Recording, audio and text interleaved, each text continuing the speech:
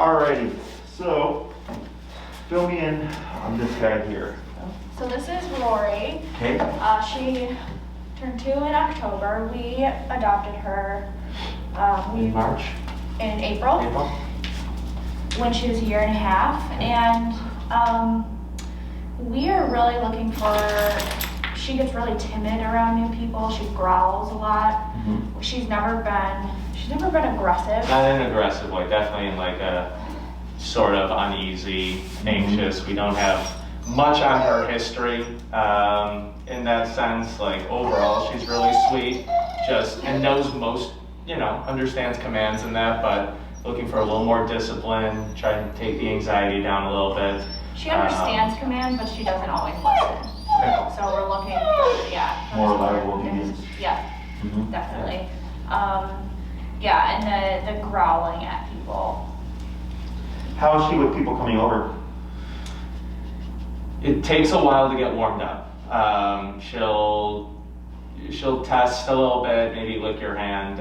Like we said, like never aggressive, not resource guarding, just kind of very, very timid, maybe protective in that way, but always in sort of a submissive type of, tail between the legs, just not quite sure what to make of you. She doesn't bark a lot, but if people are over or if she hears people in the hallway, she'll bark and growl. Okay, sure. When she's like growled, like let's say if you're out walking her and stuff, and like someone tries to approach you or her, does she get a little?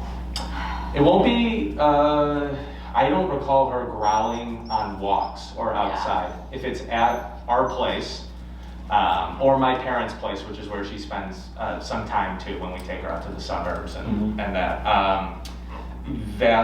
that would be where she growls. When it's her. Come in and she'll bark. If she sees someone in the backyard there, she will bark like crazy. But yeah, not as much on walks. Every once in a while, like sometimes I think she gets scared if it's like a bigger guy. Yeah. Sometimes she'll growl. Like my dad, Gotcha. my parents are in Michigan and we took her there and my dad's a bigger guy and she growled at him for 4 days straight. Sure. When she would growl at him, would she growl at him like when he would move? Like stand up and get up and walk around and enter a room? If she came in, let's say he's sitting at the kitchen table, she would come into the room, kind of give like a little growl, and then go on her way. Just like I'm not comfortable with you, essentially is kind of. But yeah, like in public, usually on walks, we went for a couple walks today, and she'll walk past people, isn't really interested. She'll get excited for dogs, but when the dog comes, it's the tail between the legs, kind of play position, but also definitely submissive in that sense. Okay, so she's dog social. It takes a while to warm up. She gets nervous around dogs. A lot of times, tail between the legs for a while, and then she'll warm up. Before she opens up. Yeah. Okay, so she can be social. It just takes a little bit of time. Mm-hmm. Correct. She's social with my brother's dog, or like that. A dog she's met a couple times, fine. New dog, it definitely takes maybe 10 minutes or something to kind of trust that what's going on or that sort of thing. So Gotcha. Anything else? I don't think. When we take her on walks, we really need to learn heel. She is like all over the place on walks. Just getting all the sniffs in. And so it kind of like is constantly like cutting me off, and if he's got her. So we want to have that more under control as well. Okay. What are your like goals and like what would you like to accomplish? Well, I think we want her to be more obedient, to do commands. If we were to go to a dog park or a field, to be able to play, but have her, come back to us when we want. Have her be able to follow that. I think for us, we want to do things the same way. I think I grew up with dogs. I grew up with it, so it wasn't my job to train, but I've had dogs for 30 years. She has never, this is her first dog, and so us kind of you know, with our different comfort levels and styles, just to get on the same page, common set of commands, common set of expectations, as, you know, as the trainers and the leads. So I think that's kind of our human goal. Okay. And then, do you have any additional goals, or does that sound about right for you? That sounds right for me as well. Okay. And of course, there's the behavioral stuff, right? What? Assuming the behavioral stuff. Yes, behavioral, more obedient, and for us to be on the same page about how we're training her. Okay. So before reaching out, I'm assuming you did research on us, like how we train and the methods that we use and everything. Yeah, one of my friends actually, Lauren Peterson and Steve Thompson, they have Cashew. Yep. Yeah, so she actually kind of told us about it, and then we did some research and scheduled a consultation. Okay, good, yeah. So, my primary training tool of choice is e-collar. Mm-hmm. So puppies under 6 months, we use food, positive reinforcement, clicker-based training, because it's like kindergarten stuff. But then once a puppy hits 6 months, they can learn it at an adult level. So at that point, I just tell people to do, big boy or big girl training. Because that's when they're old enough to do it. I mean, technically you can e-collar train a 2-month-old puppy too, but it's a little bit more nuanced, and most people feel it's a 2-month-old puppy that they're not comfortable with it. Mm-hmm. So I'm like, just wait till 6 months, the puppy will drive you crazy by then, that you'll be ready to do like the big stuff, the big boy stuff. So the reason why I use that tool is, let's say we have positive reinforcement, we have a gentle leader or prong collar, which is our other training tools, and then we have e-collar. Positive reinforcement is like single digits percentage of success, because you have to have the right dog who's very food motivated, who doesn't care much about like the outside world, and wants to like do whatever you say, which obviously is not every dog, right? So that's why you have to have a lot of requirements, right? You need a lot of things working for you in order for it to work. Gentle leader and prong collar, much better. Gives you greater control on leash, but as soon as you remove the leash, you don't have control anymore. So they're like a 40 to 60% success rate. Mm-hmm. E-collar gets me as close to 100 as you can get. Okay, and this includes in emergency situations, because I have on or off leash control over my dog or communication via the remote. Yeah. Okay. So e-collar gets a bad rap because one, people tend to call it a shock collar. Old school collars, when they first came out, had 5 settings, if you will. The ones we use now have 127. So 5 and 127 are actually the same output, but I have 122 more divisions now. Sure. So I can really fine tune it. So before, 2, your dog wouldn't listen. 3, your dog was yelping, because the jumps were so great, of course. The technology actually comes as like eStim or a TENS unit. If you guys are familiar with a TENS unit, chiropractor or chiropractic offices or physical therapist office have them. So like, have you ever seen those commercials where they have the machine on people's abs and like moves the stomach so you get abs while you watch TV? Oh yeah, Right. vibration based. Yeah. Sure. So that's actually an e-collar. Okay. The technology is the same. So they use it on people. They use it a lot in sports rehabilitation therapy. If you have scar tissue on your muscles, they'll use it to move the muscles to break up the scar tissue. Okay. They also use it to rebuild strength in your arm in case like maybe you haven't been able to use your arm in a long time. You can't just get up and start lifting weights. They put the machine on your arm and it starts to move the muscle to start to build up strength. Okay, Right. So it's just a muscle contraction. It's not electricity. It's not a current running through your dog's body. It's not like a taser. Sure. Right? Yeah. So it's a centralized current. Only the muscle that is making contact will move. So like if I put out my thumb, you would see my thumb moving, but nothing else would be affected. Yeah. Same thing for your dog. You put on the neck, you wouldn't see anything anywhere else. You would only see the muscle on the neck being affected. Okay. Yeah. So the reason why, in my opinion, it's so effective is because dogs are physical animals. They bite each other. And they use nipping and biting, and when they play, they like bite each other and they tug on their ears and stuff. They're very physical animals. So the e-collar, I like to put it, is like a bite on the button, okay? And it allows me to kind of bite the dog at the appropriate level, okay? So every dog's number is different. The size of your dog doesn't matter. The temperament of your dog, fear, nervousness, anxiety, doesn't matter. Every dog is just different. And my job, of course, is to find your dog's level, help you recognize your dog's level and how you can read it, and then how you adjust things as you go about your life with your dog. Okay, because it's not going to be a set answer. It's not going to be like your dog's 24, no, 24 your dog will be perfect. Right. Because there's going to be a lot of things going on in life.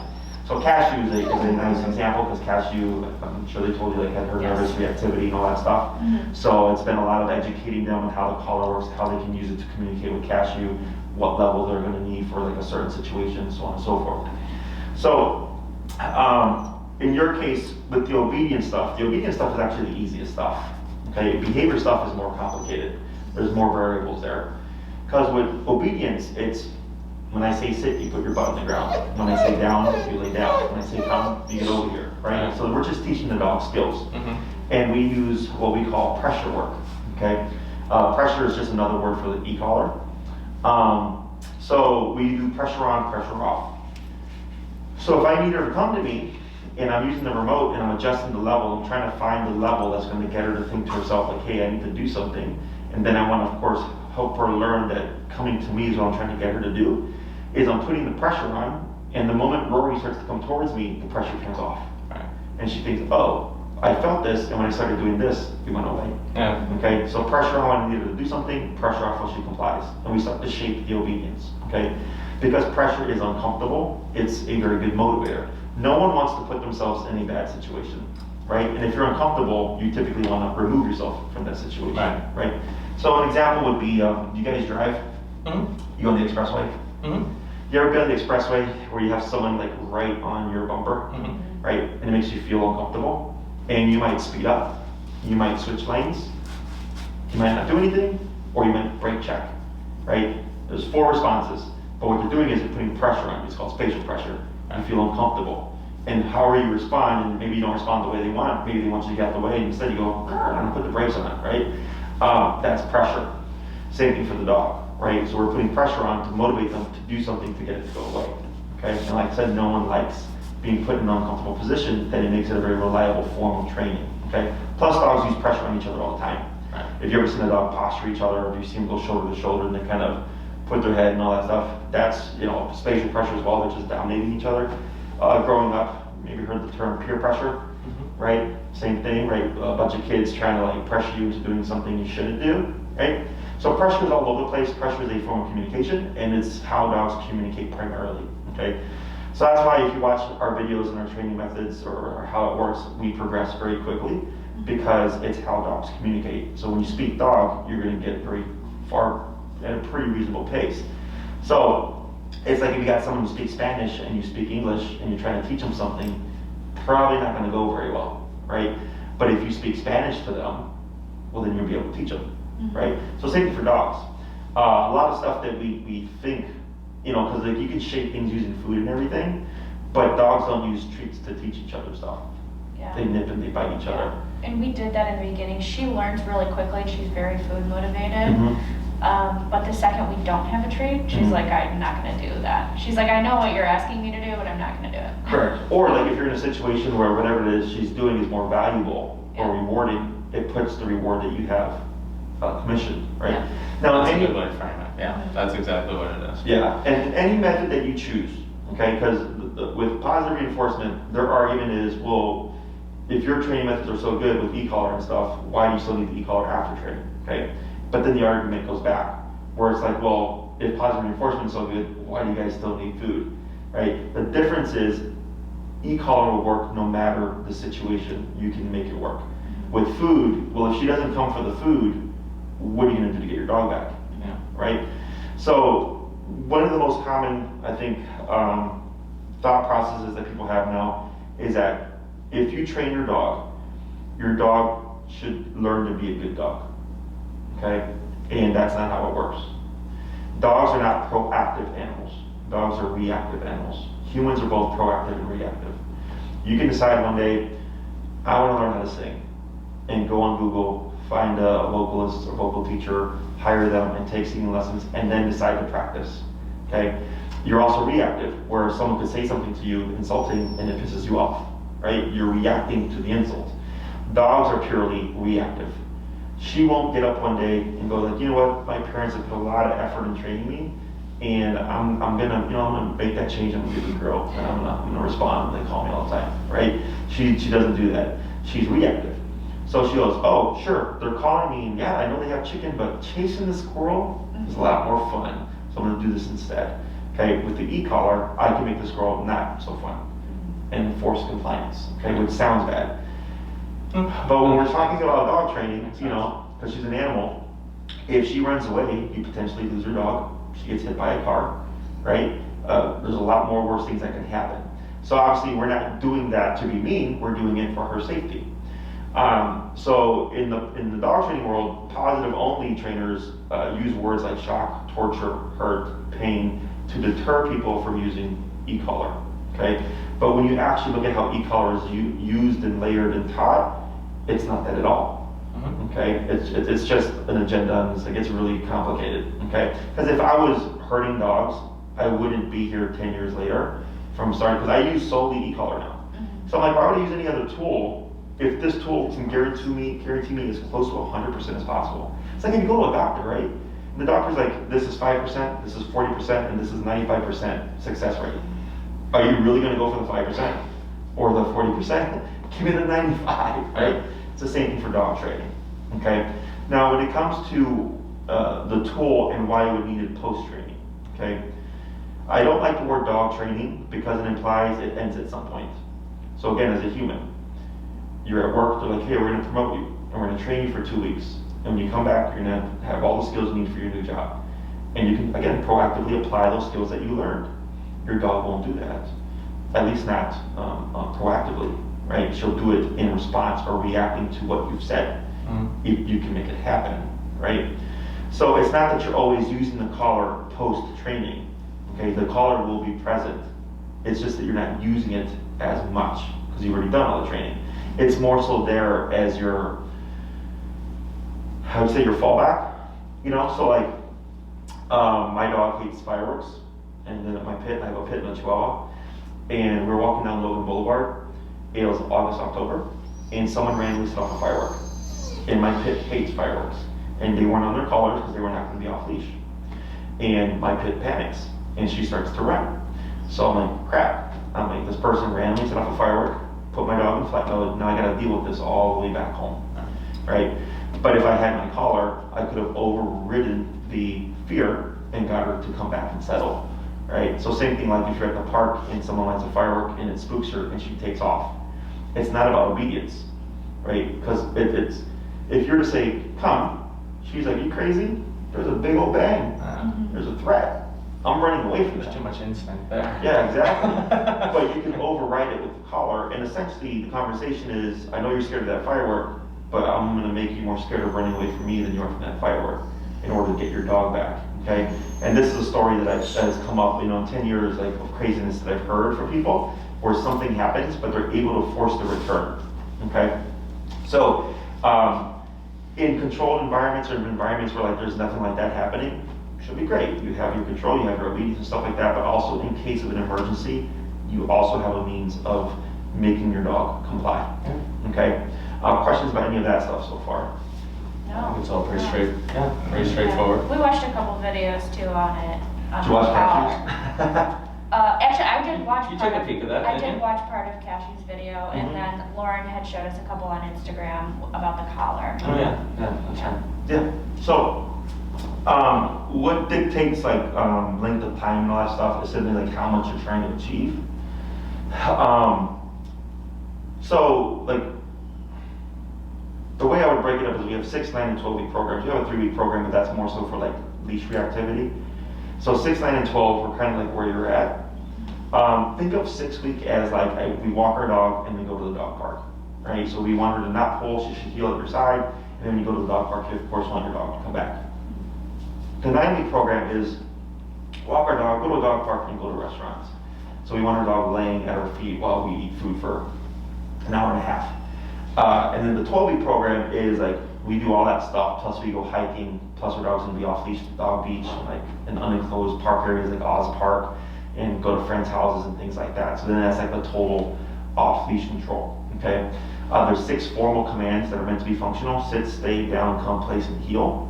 So if you did 12 classes, we cover all 6 commands, and I give you the tools to practice them to get to the point of off-leash reliability. Okay, now whether or not you get there just depends on whether or not you practice.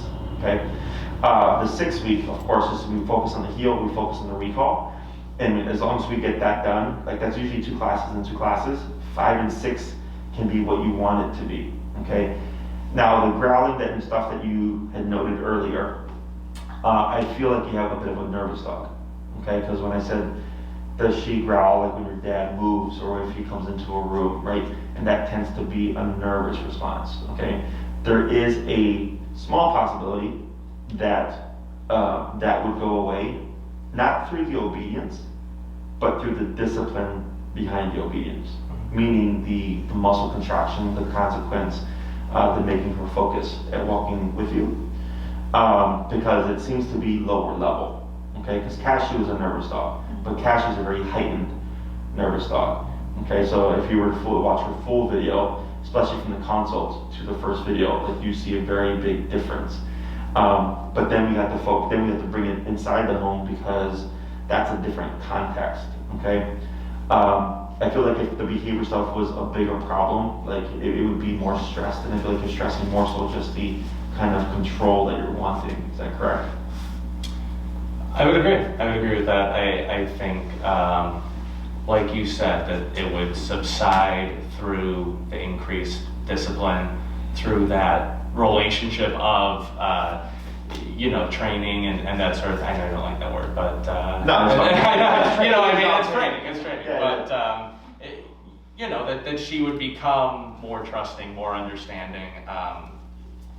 Like I said, I don't think we don't have any idea what was in her past and that, but it's not, nervousness was a good one. I think I had used like the word anxiety. Yeah. It's never an aggressive response, and it's just like, I'm not comfortable with what this is. Yeah. It's new, But and it's gonna take me a while. Now, the third time someone comes over is way better than that first time they see them. But, so she's definitely, like, she has that ability to be trained and learn those things. And so hopefully that would, subside naturally. Mm-hmm. If it doesn't, I do have exercises to help her get over it. Okay.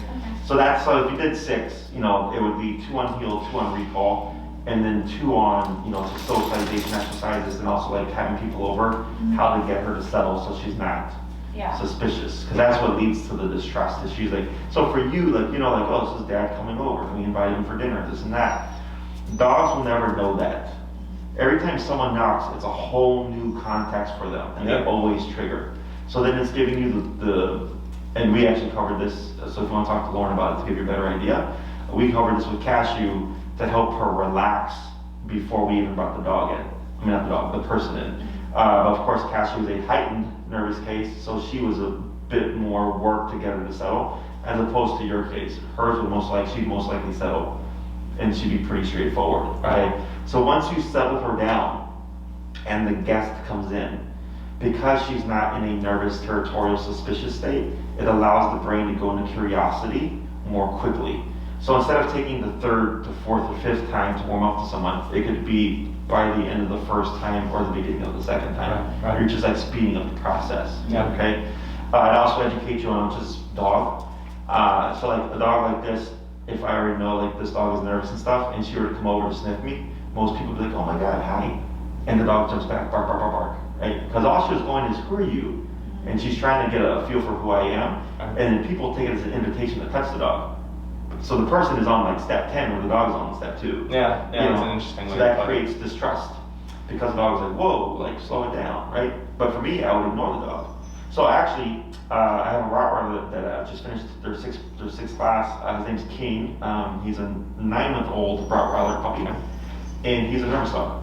And when people try to pet him, he lunges and barks at them, okay? And the first time I met him for the consult right here, I put pressure on him. I went to touch him with my sleeve, and sure enough, he got nervous and backed away and tried to lunge and bark at me. And then she started her training.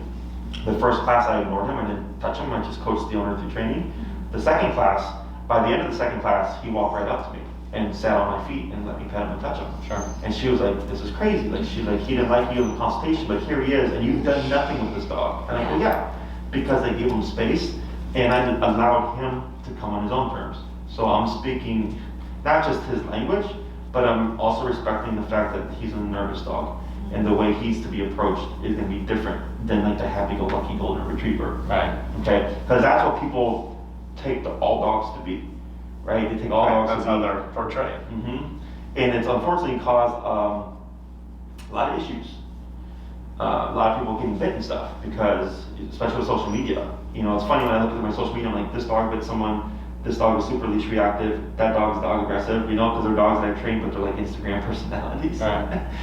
But it's just creating this false kind of a sense of all dogs are like the friendliest, happiest, go luckiest creatures, and if they're not, you did something wrong, or someone did something wrong to them. Right. And a lot of it is actually just genetics. You know, the whole, there's no bad dog, there's only bad owners.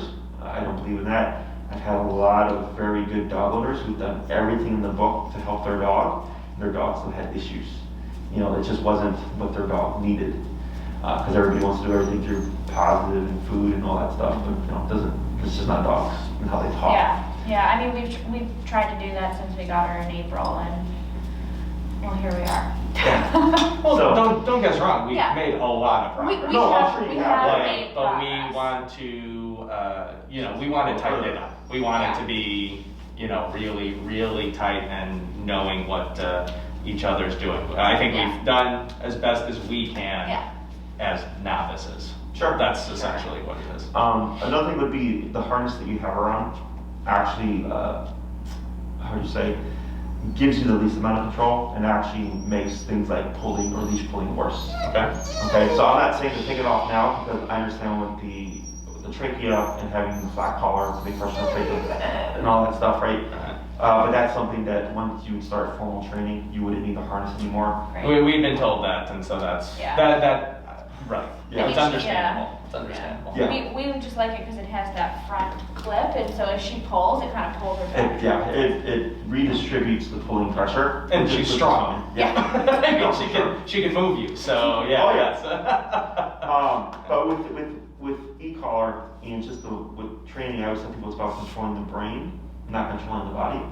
People tend to go to physical control first, and then it tends to create frustration, which leads to bigger problems. Right. But once you control the brain, you control everything else. Yeah. Okay. So in terms of like how it progress and things like that, 2 classes again. First thing we always teach is heal.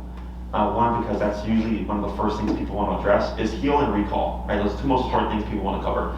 So we always start with heal first because when we put an e-collar on the dog, and you were to press the button and she felt it, you would most likely see her move around or try to move away. Okay, so it makes the dog move. Right. So we're using moving behavior or moving command. So the dog gets to kind of resolve their need to move in response to the collar because we're walking. But at the same time, we can use it to teach the dog how it turns on and how it turns off. And at the same time, also teach the one thing that the owner really wants to learn, which is how do I walk my dog without them pulling. Okay, so it kind of fixes a lot of problems all at once. So that's always class 1. Class 2, how are things going? Hey Jessie, really good. She was great like 80% of the time. This is where we're struggling. We make a couple adjustments and tweaks, and then we work on the second half of heal. Okay, so it's usually a 2-part exercise. Come back, class 3. How are we doing? Even better. Awesome. Any questions? This and that. Okay, cool. We're gonna do this for this and that for that. Now let's start recall, if that's what you're wanting to go into next. Okay, so I start with like the 2 most important things first. Heal tends to be the fastest thing that people teach because you walk your dog multiple times a day, so you practice multiple times a day. Yeah. With recall, that tends to take the longest because it requires you to go somewhere. It requires you to go to the park and have her on the long leash and like chase squirrels and playing with the dog and practicing calling her from distractions so that it's realistically applicable. Yeah. Okay. Everything else like the sit, stay, down in place, those would progress essentially at your rate. So if you were practicing those commands just as much as you're practicing everything else, she would progress pretty quickly. If it's you practice them every now and then, well, you'll get there. It's just going to take you much longer. Okay. How much we cover in terms of obedience and control, of course, just is determined by which program you go for. If you're just concerned with you want to walk your dog and call our dog and also address the growling or whatever, you're in like that 6-week range. Because what I do is I prioritize what I know you absolutely need. Right. Okay. The 9 and 12-week program, you know, we again still focus on the priorities, and then be able to teach a little bit more depending on like the program that you choose. Questions about any of that stuff? You said the 6 main commands. I'm not familiar with place. Okay, place. Oh, you can have I was one. thinking the same It's thing. like go to your dog bed. Okay. Gotcha. So yeah, go to this place. Gotcha. And the Okay. difference is That's what I was gonna assume, but I didn't. Yeah. You know, I didn't know. so sit, right? This is a sit right here. Mm-hmm. Sit is momentary stationary control. Sit for a couple of minutes while I do this, right? Down would be this. Thank you. And that's meant for extended duration, Mhm. right? So like, let's say I go somewhere, I don't have an object for her to go to, like place. I tell her to down, and down means you lay down until I release you. So she could be in a down position for up to 2 hours or longer. You determine how long you need. Place is go to this spot, right, like a dog bed, and she can sit, stand, or lay down. She just cannot step off of the area of place. Okay. Okay, so it's more lenient than the sit or down. Because sit or down is one or the other. Okay, there is no in between there. There's no gray area. Place is simply stay within this boundary. I don't care what you do. Okay, so and then stay. So I use stay differently than most people because most people would say sit, stay, down, stay, or go to your bed, stay. Right? For us, stay is implied for each one of those commands. Sit, down, or place. We don't say stay with it. It's implied. The way I use stay is if, let's say she laid down like she did right there, that's her own choice. She's not under command. But then I decide, I actually don't need you to move now. Well, I can't tell her down because she's already in a down position. Yeah. I could stand her up and then say down, so she would go into it. Or I go stay. Now it becomes the down command. Do you use a release word? Break. Okay. Yeah, that's ours. Some people use free, some people use okay. I had a guy that used to say Eddie's because he was ex-military. So, There you go. yeah. We've been using okay, and she's starting to. I think she's starting to at least pick Yeah. up on So it. so okay means you're off the clock, Yeah. right? So if she's in a down position and I say okay, boom, she can get up and walk around. She's free to do whatever. Right. Okay. So yeah, so there's 6 formal commands, and then in terms of how do you say, like the essentials, I have what I call the trifecta: heal, recall. So walk with me, come to me, and then go here, don't move, which is typically the place command. Because it's stationary, it's just not strict, but it's the easiest for people to pick up on. Right. So if they want something simple, those are usually the 3 commands that I cover. But if they're wanting a fully trained dog, then we of course go over the 6 commands. Okay. Those 3, the trifecta you just said, are the 3 biggest areas of improvement that I think she could benefit from. Yeah. Sure. So you're in the 6 to 9-ish realm, okay? The biggest variable is really the behavior. So like, let's say you did 6, and we did heal, we did recall, she's doing really well, and you're like, hey Jesse, we actually went over to my parents' house and she saw my dad and she didn't growl. Then it's like, cool, my assumption of discipline would help her handle that better actually worked, right? Because there's no guarantee. I've done this enough that I'm like, I have a feel for it, but every case is different. So then I'm like, great, we have 2 classes in. We can work on place, right? That's usually a class in itself. And then you come back to the 6th class and they go, what would you like to cover? And you're like, can we learn something new? Can we do a review over everything to make sure we're practicing everything correctly? Can we go over people coming over to our home? I don't care. There's also a possibility that you do 6 and behaviorally, maybe you didn't go as straightforward as I thought it was, and we spend more time on that. And then by the time we get to classes 5 and 6, as we spent too much time on behavior, that we don't have a whole lot of time to work on something else. Sure. Okay, so you can always buy more classes. Yeah. But the way it works now is, so like let's say, for instance, the lady with the Rottweiler. She did 6 classes because she wasn't too sure how it was going to work out. It worked out much better than she thought it was. So she bought 6. Now she's saying she wants to off-leash train her dog. Okay, so 6, 9, and 12 have the price per class rate is different or less belong to the program. Sure. So if she would have committed to 12 up front, she would have had a cheaper rate. But since she did 6 and is doing another 6, she's going to pay more because she's paying that same rate. Does that make sense? Yeah. So I don't care what you do at the end of the day. 6 to 9-ish is where you're at. Okay. You can always do 6 and then purchase 3 if you want. If you're like, oh yeah, we'd like to do a bit more. Or you can do the 6, and if you're happy with what you got with 6, then I'm happy that you're happy and we're all good. Okay? Questions? Yeah. Makes sense. And I mentioned earlier about post-training having the collar, right? Going back to driving as an example, you guys have been on the expressway, right? Do you guys go the speed limit? No. Just saying. How about you? So, Yeah, I don't know. I don't have a car. They can't see Oh, it. I always go well under, by the way. Always, never over, officer. The cops come right in. Yeah, right. So yeah, most people don't, right? Sure. Speeding is the most common thing that people push, but 70 means 70, right? But if you were to see a squad car, what happens? Yeah, everyone slows You down. slow down, right? You go to speed limit because you don't want the ticket. You want the ticket. There's a consequence now. So same thing for dogs. So I always refer to the collar as a cop on the collar. When it's present, your dog is going to be aware. Your dog is going to go, oh, the cop was around, so I have to behave myself, right? Makes sense. Because it's called opportunistic behavior. Everyone, all animals, all humans do it, okay? When you can get away with something, you might try it, right? So the reason why we have opportunistic behavior is because of survival instinct. So if there's a pond of water and there's an alligator in that water, animals won't drink water because there's threat. But if the alligator is seen leaving the pond of water, they will go to drink water because the threat is gone, okay?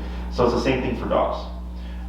When she knows she can get away with things, she's going to press it, okay? When she knows she can't get away with things, she's going to be much more obedient.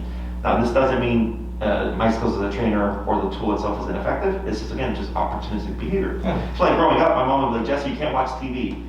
And then she's like, you know what, I gotta run to the grocery store and I don't want to pack 4 kids in the car, watch your brothers and sister, and don't watch TV, right? And she'd leave, Yeah. boop, and watch TV, right? I would just put it back on the channel before she got back. So that's opportunistic behavior, okay? Now, it doesn't mean that you're always gonna be using it all the time, like always pressing that button. It means you've done your training and it's simply present. And if something should happen, like an emergency, you still have means of control over your dog. Yeah. Okay? So my dog's been off-leash trained for 8 to 9 years, and if I know they're gonna be off-leash, you would still see my dogs on a collar. But I rarely, if ever, have to press the button because I'm a trainer and I put a lot of time into my dogs. Sure. But if someone blows up a firework on Logan Boulevard, right, I can't plan for that, but I know I have control if needed. Yeah. So, the collar that I would recommend for her, because she is, how much? She's 60, 70? About 70. Yeah. 70, is the Dog Show Black Edition, and Maria would send you the info for this. Great. It's meant for 70-pound dogs and over, okay? So it's the collar for her size. Yeah. It's the highest power collar, 1 mile range, fully waterproof system, so she 1 goes- mile range. It's meant for hunting dogs. Yeah. Okay. Yeah. So, for this average family pet, obviously, plenty of range. Sure. Yeah. No, I was gonna ask if she's on the other side of a football field, can I get her? Or what, like you're saying, a mile, okay. Yeah, I mean, you can even send it to Target and get you some beer or something, right? So, Yeah, maybe that's class number 6. That's all. Yeah, that's the extra class. but yeah, plenty of range, obviously, for the average family pet. Fully waterproof, so she can go swimming in it. You can have the remote in water and stuff like that. Okay. So it's perfectly fine. The cost is, I believe, about $325-ish with tax. They last for years. I've had mine for 8 years, no issues. The most common problem that we get is it is a rechargeable lithium battery. So if charging it so many times over the course of a few years will kill the battery. You go on the website, you look up the model that you have, you look up replacement battery, $15-20. You buy a new one, you replace it, you're good to go. Yeah. Okay. Otherwise, like my stepdad's had his for like 15 years, so they last a long time. Yeah. Okay. Anything else? No. So it's really just kind of mulling it over, thinking about what you want to do in terms of obedience, whatever. Behaviorally, I don't think there's a really big problem there. And if it pops up, I'll help you address it. In terms of booking stuff, Maria handles all that. I don't talk on the calendar anymore because it changes every day. Yeah. We've had a lot of people do consults in signing up and stuff in the new year.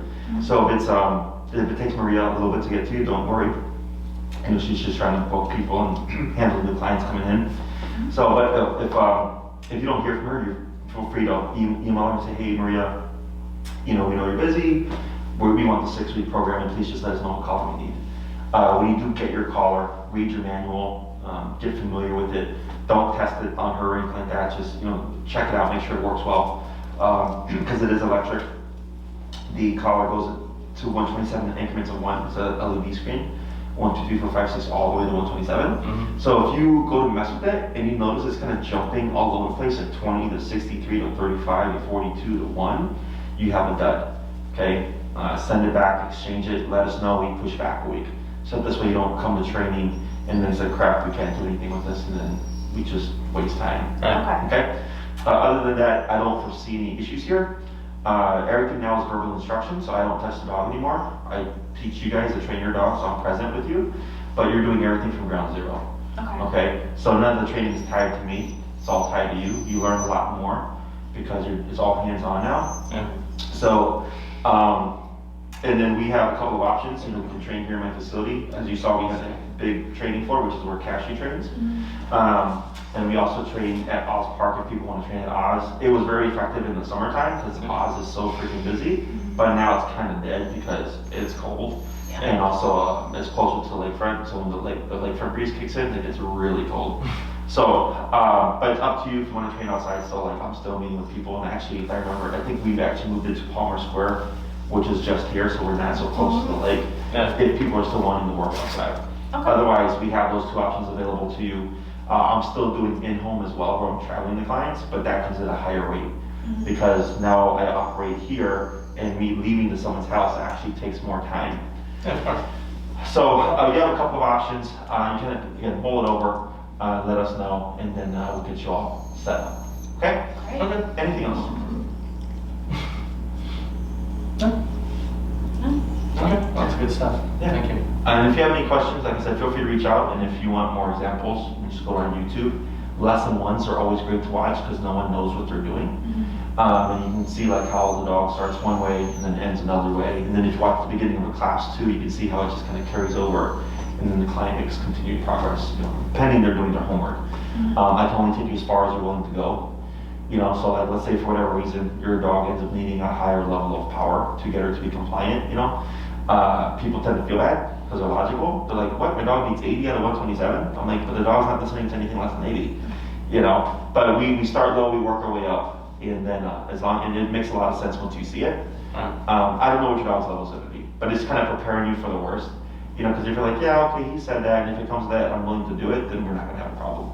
You know, but yeah, it's not common, but it can happen. You know, most dogs tend to operate in 25 to 35-ish range, but there's some outliers that are like 80, 90 plus because they're either like a lot of my bigger dogs, 150-pound dogs, tend to be up in that range because they're just physically like they're like football players, so they need more power. But all that stuff I'll help you figure out. Okay, awesome. So it's a pleasure meeting everybody. If anything pops up, you let us know. Otherwise, Marie will be in contact with you. Okay. Awesome. Thanks, guys. I'll go ahead and help you guys get situated and help you out here. Thank you.